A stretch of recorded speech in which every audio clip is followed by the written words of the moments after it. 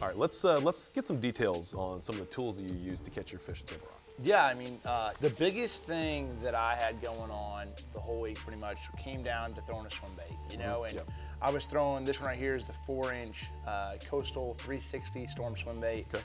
It's a little bit tougher than most swim baits. And the key with that is, when I would get on those schools of fish and I caught one, and I caught two, and I caught 20, I could catch 15 to 20 fish off one swim bait. You know, if you throw another swim bait out there, Right. you know, you go through a pack and, you know, if it's soft, that's great, but you go through a pack in no time. So I could literally catch at least 10 to 12, 15 or more on one swim bait, which allows, it's all about efficiency. And so that was a huge deal. You got the school fired up, and that was something that was really key. Now, first couple days, that was the biggest. I was throwing the 4-inch, and I was throwing the 3-inch.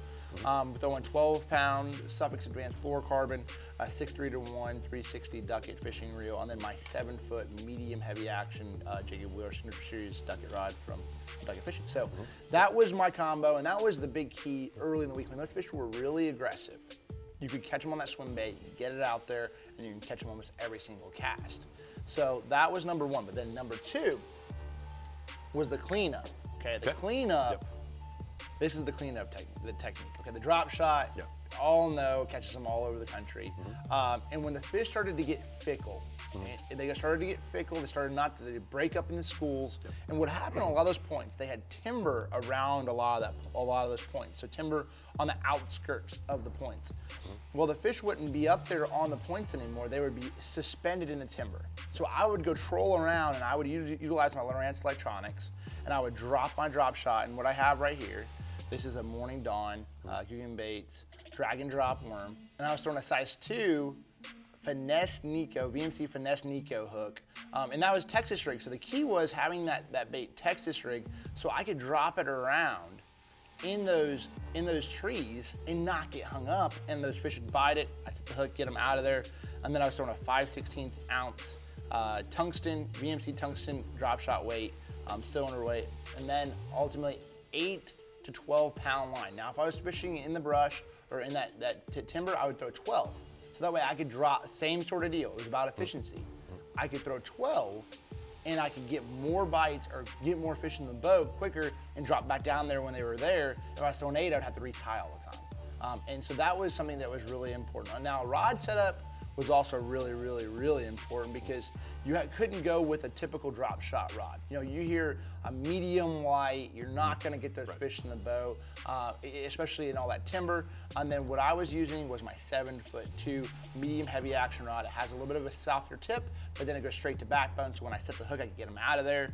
And then I was throwing 8-pound Suffolk Nano Braid. An 8-pound Suffolk Nano Braid, to me, it acts a lot more like a fluorocarbon. There's times that wind will blow your line around, and for me, that's especially braid.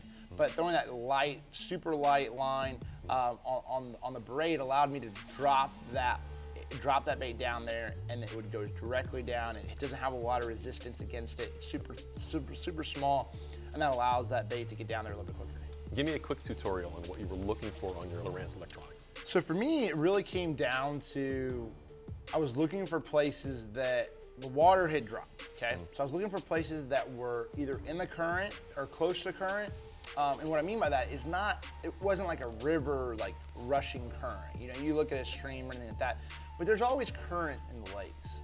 And so anywhere that those fish could position, because the water it dropped 2 or 3 feet in the last couple weeks. It still was up a foot, they were still pulling it a little bit. Those fish are positioned on those places because that was where those were their feeding areas. And so those fish were still there. Now the floodgates had got cut off, but they were set up on those places where the current was most prominent. Where the most current was, that's where it could bring the bait to them.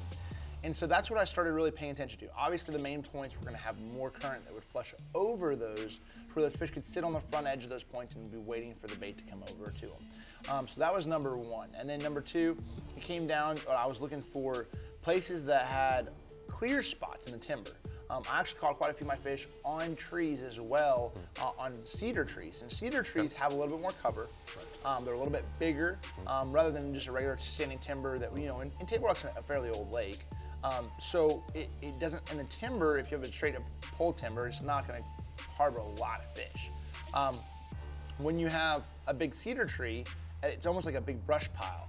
You know, it has a lot of limbs, a lot of things, so those fish could suspend around those cedar trees, and that was something that was super key in catching a few more fish, because you'd find schools of them in the tops of the cedar trees, and that's when I would really deploy throwing that drop shot.